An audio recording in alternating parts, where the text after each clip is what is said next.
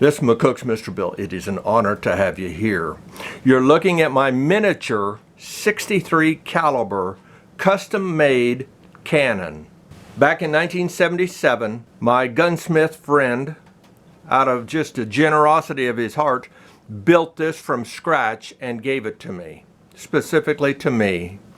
And this little crank here will make it go up or down. It can pivot either way. And this little bad boy adjusts that. It is 63 caliber. Here, we'll turn it this way real quick and unscrew the back end of it. Muzzle loading, of course. And a ship's cannon from the old days. Now, I'm not sure how well you're going to see rifling in there, but he also rifled it. That's right. He rifled a muzzle loading cannon. Wow. And it does give you pretty fair accuracy. It really does. I stick a fake fuse in there.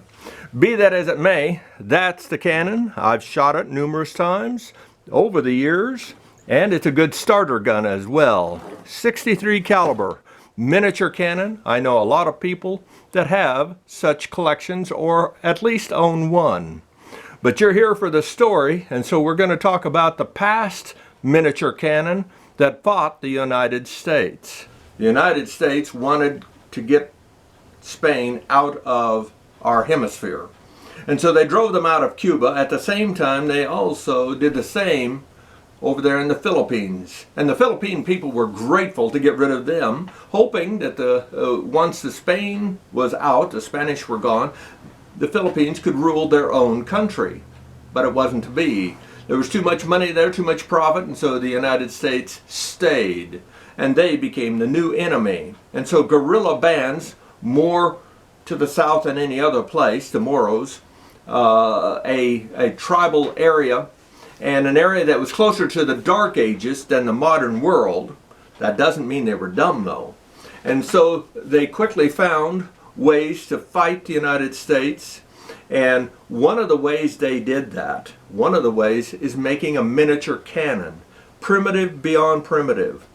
And they would take bamboo, and where the nodules, it's solid, so they would clean that out and make a cannon out of it.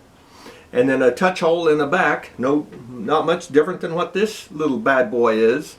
And there they would be able to see a group of Americans coming in, maybe a patrol, and 6 to 10 men type thing, and they would set it along the trail, light the fuse, and they would get out of the immediate area to protect themselves because they knew there were more American military than there was of them, so that you can't go one-on-one in a combat zone and win.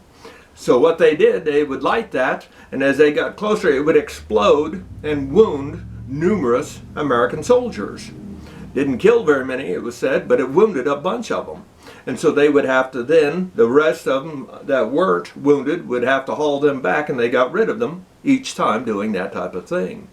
And they also took the next step and started a foundry and started making their own cannons, including what would be considered the very beginnings of firearms with hand cannons. And they did that and were effective, considering they had jungle area. They could get in extremely close and do their job. And I'm not saying they were successful every time, but they did an extremely good job of holding out, because from 1899 to 1913, 14 years, they held the United States at bay. And that speaks high of their courage and the people and the wisdom of how they had to fight. And they did lose, and the United States held that country then for many years before they allowed them to become their own country. But with that in mind, miniature cannons can, when there's no other options, can make a difference when you're trying to fight a superior force that is more armored than you are in numbers and weaponry. You guys have a good day.